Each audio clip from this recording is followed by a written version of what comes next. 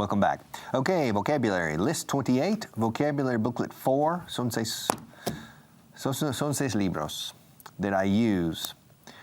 I made them myself many years ago. They're very good books. If you're interested, write a letter and say, I'm interested in those books. How much do they cost? Are they expensive or cheap? Baratísimos. Tienen tanto jugo dentro que aunque costaran 1,000 euros sería barato. They have so much good information, but they don't cost 1,000 euros, much less. But in any case, list number 28, book 4. There are 6 books, which means the vocabulary here is medium-high. Más o menos intermedio alto. El nivel aquí, pero algunos son muy fáciles. Ingresos, income. Renta per cápita, income per capita. Impuesto sobre la renta, income tax, income. My income is not as high as Mr. Botin's income. My income is not as high as Mr. Bush's income. He earns more than I do. He has a higher income than I do. I pay income tax every year. Every year I pay income tax in Spain and in the United States. Dual taxation, double. I am taxed double. I have to declare my income tax here, and I have to declare my income tax there. Okay? So, I'm in a worse situation than you probably, okay? Now, I don't pay. I have to declare, but I don't pay unless I earn more than a certain amount. So, I try to keep my earnings, my income within a certain limit in order to pay taxes only here. But really, I need to earn more. So I have a dilemma. If I decide, if I'm lucky in 1 year, my income is high, I get hit from 2 directions at the same time, from Spain and from the United States. They want my money in order to build highways, hospitals, which is good, but I don't like getting hit twice simultaneously. But nevertheless, income, my income, your income tax, okay? El impuesto sobre la renta is the income tax. You pay income taxes. They always say there are 2 things sure in life, death and taxes. You pay income taxes, I pay income taxes. Companies, las empresas, las sociedades anónimas ilimitadas, pagan impuestos de sociedades. Corporate escrito, corporate income tax. Yes, they pay their taxes too. Everybody pays taxes. You pay taxes directly and indirectly. VAT, el IVA. VAT, value added tax. You pay, I pay, everybody pays. That's an indirect taxation on your income. And then direct taxation when you pay el fisco. You pay the tax man. Se dice the tax man. Ingresos, income. Number 2, servilleta, napkin, a napkin. In some restaurants, they have paper napkins. In other restaurants, they have cloth napkins. Cloth is de tela. Cloth napkins. All right? In the cheap restaurants, paper napkins. In the more expensive, elegant restaurants, cloth napkin. Cloth is tela. Trapo, a kitchen cloth. You clean the counter, encimero with a kitchen cloth. The cloth. Now, un clérigo, un cura, se puede decir he is a man, es un hombre de la tela, literalmente. He's a man of the cloth. I remember the other day, I was teaching humanities. I am a teacher in a humanities and social science master's program, and I was teaching a group of 6 people, and my subject was called las lecciones de la historia, the lessons of history. And I was teaching, and one man seemed a bit different. He was very careful, very intelligent, very pleasant. And I got the feeling that he was a priest, cura, sacerdote. But he was not wearing any clothes, and I looked at him. And I said, excuse me, are you a man of the cloth? And he's a Spanish man, and he didn't understand me. He said, excuse me, I don't understand. A man of the cloth. Are you clerical? Are you a priest? And he said, no, I'm not. Okay. Oh, what do you do for a living? He said, I'm an air traffic controller. I said, oh, okay, all right. But he certainly gave me the feeling that he was a man of the cloth. Okay, he was a priest. Now, some napkins are made of cloth, and other napkins are made of paper. Paper napkins, cloth napkins. And you fold the napkin when you finish, or When it's clean, you fold the napkin. And sometimes when you go to restaurants, they have artistic napkins on every plate. The napkin. Now, the word serviette exists in English, servietta. And many years ago in the United Kingdom, serviette, I think, was more commonly used than napkin. Now, the word napkin has become universal. And most people, 99% of the people say napkin. Napkin is servietta. Okay, aguja, needle, needle, needle, needle. A needle in a haystack. How do you say that? You say, encontrar una aguja en un pajar? I think you say that. We have the same thing. But we say en un montón de heno. No hablamos de paja. Heno. To find a needle in a haystack. Stack is un montón, to stack. You see these books, 1, 2, 3. I'm stacking one book on top of the other, haciendo un montón, amontonando los libros, to stack. Okay, and a needle in a haystack is donde has amontonado mucho heno. Okay, to find a needle in a haystack. Now, when a doctor is going to give you an injection,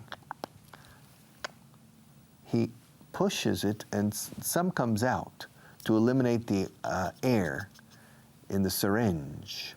And so some of the liquid, some of the vaccine comes out of the needle, and then he injects it in you. Bam. When I came to Spain, I was surprised. I remember the first time I needed an injection in Spain.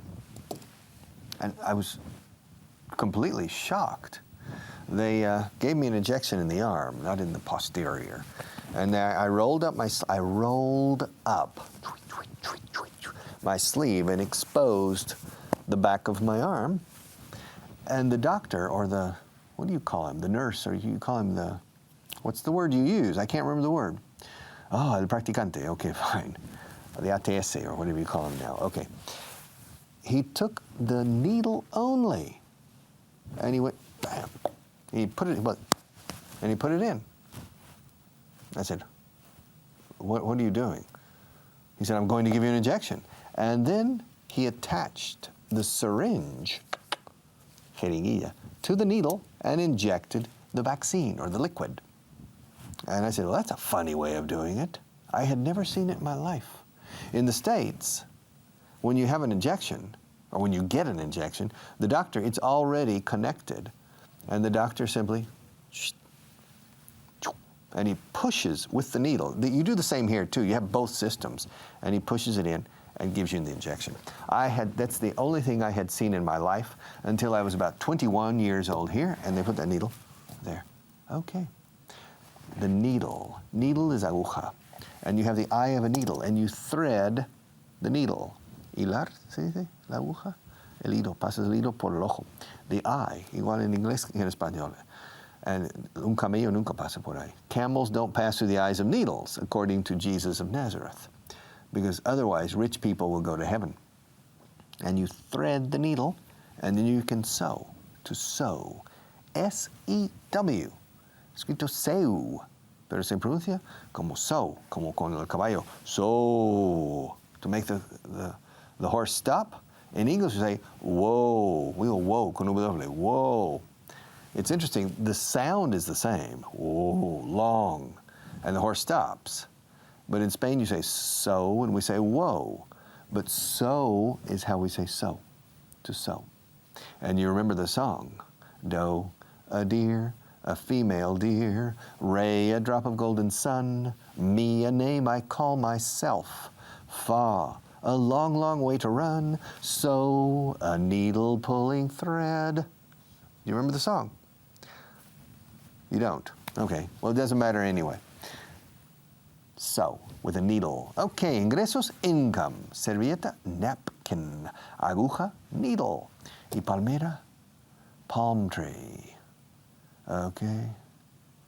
Yes, do you remember the song Guantanamera? Guajira, Guantanamera? Yeah. Yo soy un hombre sincero de donde crece la palma. Okay. That's Jose Marti, a very famous poet and revolutionary, a defender of Cuba against the Spanish, against you, in the late 19th century. And he was a politician too. He had a high sensitivity and a high love of his country, Cuba. And his most famous song, well, his most famous poem, I really don't know. But the most famous poem by Jose Marti nowadays is Guantanamera, because it was popularized by Jose Feliciano, I believe. Guantanamera, Guajira. And he says, yo soy un hombre sincero, de donde crece la palma, o sea, las palmeras. Okay. Now, in English, I am a sincere man from the land of the palm trees. Decimos árbol, palmera is what we say in English. The palm, como la palma de la mano, palm tree, palm tree. There are palm trees in Spain. There are palm trees in Madrid, but not many. There are more palm trees in Barcelona than in Spain. There aren't as many palm trees in Madrid, no, Spain, no, in Madrid as in Barcelona. But there aren't as many palm trees in Barcelona as in Valencia. And there aren't as many palm trees in Valencia as in Alicante. And there aren't as many palm trees in Alicante as in Almería. The farther south you go, the more palm trees you see. Okay, palm tree. Oración, a prayer. Di tu oración, say your prayer. My mother, when I was a little boy, 3 years old, 4 years old, she said, say your prayer. She wanted me to pray before going to bed. And she taught me the typical prayer. Here, the prayer for the children is cuatro esquinitos, how do you say it? Cuatro esquinitas tiene mi cama, cuatro no sé qué que me guardan, cuatro ángeles que me la guardan. Okay, which is a typical prayer for little children. Very pretty prayer, I like it. My children knew that prayer when they were little. And my mother taught me the prayer that every American child knows, to pray. Rezar, orar, is to pray. Como play, jugar, cambiando la L por un R, pray. Y oración is prayer. Añade ER al final, prayer. And now I lay me down to sleep. I pray the Lord my soul to keep. And if I should die before I wake, I pray the Lord my soul to take. Now, let me translate this because it's curioso, as you say. It's funny. It's interesting. And now I lay me down to sleep. Es muy poético. Ahora me reclino para dormir. To lay down is tumbarse, pero de forma poética. And now I lay me down to sleep. I pray the Lord, rezo al Señor, que me guarde el alma. I pray the Lord my soul to keep. And if I should die, si me muero mientras duermo, and if I should die while I sleep, I pray the Lord my soul to take. If I should die antes de amanecer o antes de despertarme, if I should die before I wake, I pray the Lord my soul to take. It's a simple but very pretty little poem, but children became afraid that they could die while they were sleeping. I don't think children say that prayer anymore. Now, it didn't affect me. I'm not suffering a traumatic shock, because of that poem or that prayer, but I remember, so to pray is rezar. Y prayer is oración, to pray. Y una mantis religiosa, which is a type of insect, big insect like this. It's quite, not dangerous really, but it's dangerous for other insects, okay? We call that una mantis oradora. You say religiosa, we say oradora. Praying mantis. Okay, embarazada. Ella está embarazada. She's pregnant. She's expecting a baby. Yeah, you say está en estado. Está encinta, está embarazada. We say pregnant. Okay, viene la idea de impregnar, to pregnant. She's pregnant. Yeah, she's expecting. Those are the two ways we say it. She's pregnant and she's expecting. She's expecting a baby. And in 9 months' time, the baby will be born. Is it a boy or a girl? Is it? Siempre it. Y cuando el niño nace, sigue llamándose it. Hasta que no se sepa el sexo. Male, female, y luego se cambia aquí. Was it a boy or a girl? ¿Fue niño o niña? It was a boy. Is he in good health? Se cambia aquí. Pero si no, antes it. Embarazada, preg, y la G sí suena, pregnant. No pregnant. pregnant. Okay, bastantes, quite a few. Tengo bastantes problemas, la verdad, bastantes. I have quite a few problems. I have quite a few problems. I have quite a lot of problems expresses the same idea. Quite a few, quite a lot. Quite a few, quite a lot. Quite a few. Yes. I need to teach you today quite a few words, and I'm not going to finish. Es muy interesante esto. Change over here. Quite a few. Quite a few. I have a few problems. Tengo unos cuantos problemas. No demasiados, pero algunos. I have a few problems. I have a few. Que no significa muchos. Significa unos cuantos, algunos. I have a few problems. A few. Si inserto quite, escrito quite, justo delante de a few, lo cambia bastantes. I have quite a few problems. Me, a few problems? ¿Qué va? Quite a few. All right? I don't have a few problems. I have quite a few problems. Yo, pocos problemas, o unos cuantos nada más. Macho, tengo bastantes. Ojo, I have quite a few. All right? Yes. Good teachers, there are a few good teachers in Vaughan or in Aprender Inglés Tuve? No. There are quite a few good teachers. You're wrong. Only a few? No, quite a few. Strange expression. Literalmente, bastante pocos. Bastantes, unos cuantos. Literalmente, quite a few. But it means bastantes. Y se usa a diario. Ojo, esto lo vas a oír todos los días. And sobre todo en los círculos profesionales. Quite a few. We have quite a few opportunities now. Quite a few problems. Quite a few interviews. I have quite a few interviews tomorrow. Oh, tomorrow? Fantastic. I have quite a few. Let's see. I have 7 interviews tomorrow with 7 potential teachers. All of them have made a good impression on me. So I have quite a few interviews. Okay, nivel de vida, the standard of living. The standard of living in Spain is relatively high. The standard of living is not the same in every region of Spain. Some regions enjoy a higher standard of living than others. The standard of living in Madrid is very high, relatively high. The standard of living in Barcelona is quite high. The standard of living in Guipúzcoa and Vizcaya and Álava in the Basque Country is quite high. The standard of living in Santander is very high. The standard of living in the Balearic Islands is very high, perhaps the highest. Okay, the standard of living is el nivel de vida. The standard of living. Quality of life is not the same as standard of living. The quality of life includes more subjective considerations. Some people consider the quality of life in Spain high. Other people don't. It depends on what's important for you. If you are married and have 2 little children, your opinion on the quality of life could be different than a person who is single with money. Imagine a person who's 26, 27, from a family that's quite wealthy, and the boy has money in his pockets all the time to go out and enjoy having beers, wine, having a good time, going to the discos.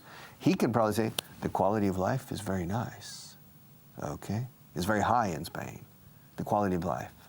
Now, a young couple, he is 31 and she is 30, and they have 2 children, they have 2 children, age 3 and 2, and they're paying a mortgage for a small house. They don't have enough money. Well, they have enough money to pay the mortgage, but they want a better house. And then their children, they don't like the school, the public school, near their house, and they have to take the children to a private school that's 7 kilometers away. And they can say, the quality of life in Spain is not only gambas a la plancha y pescadito frito. The quality of life is the ability to do things that you want to do without too many obstacles. So it depends when you measure quality of life. It depends on what's important for you. And so it's not easy to measure quality of life. Now, standard of living, yes. You can take the income per capita and the dispersion on the mean, dispersión sobre la media de la ingreso per capita, and boom, you have more or less an idea of the standard of living. Okay? The country with a higher standard of living is probably Denmark, Norway, the United States, Canada. Australia has a very high standard of living. Some areas of Spain have a very high standard of living. Northern Italy has a relatively high standard of living. Many areas of France, and of course many areas of Germany and Japan. It depends. Japan is very crowded. For me, the quality of life is not so high. But that's not our subject for today. Our subject for today is English. Okay, so, nivel de vida, standard of living. Okay, let's come back. La prensa, the press. Eso es la prensa escrita, the press. The media, son los medios de comunicación. The media. The media includes newspapers, magazines, journals. Journals son revistas técnicas. Tracto noticias, campo y mecánica. These are technical. Ingeniería de hoy. Okay? These are technical journals, but it's part of the media. Newspapers. Regional newspapers, national newspapers, dailies, weeklies, monthly publications, magazines and journals. You also have television, digital TV, open TV, different type, pay TV. Then you have radio. Okay? Now we have the internet. And even the cell phones now are offering platforms for media. So that's the media. All of the different inputs we receive, the news, information. We have things at our fingertips. Yemas de los dedos are fingertips. Yes, our fingertips. And the expression, we have so much information a nuestro alcance. Simplemente con tocar así, pam. At our fingertips. And perhaps it's too much information. We receive too many inputs. And we suffer information indigestion. And then making decisions, orientating ourselves in life could be a bit more complicated because we're receiving too many inputs, okay? We have everything at our fingertips. The media. The media is very powerful now. The media can mold public opinion. The media can control the impulses of certain dictators or tyrants or certain world leaders. They will not take steps or take action that 100 years ago perhaps they could. Today, if Adolf Hitler appeared, would he be able to do the same things he did 70 years ago or 65 years ago? Not so easy, because the media presents in instant time, in real time, events that are happening. And it's not easy for people in power, people who have power, to do whatever they please, because the media is often watching and giving its opinion and disseminating its opinion and the information to millions and millions and millions of people. So it's not so easy now, and that's good in one sense. Too much information is perhaps not good, and besides, it deforms our vision. When we receive in our dining room or living room what is happening in one small province in the north of Pakistan, it gives us the idea that everything is chaotic, and it's not. So the media could deform reality and put it in nuestro regazo, on our lap.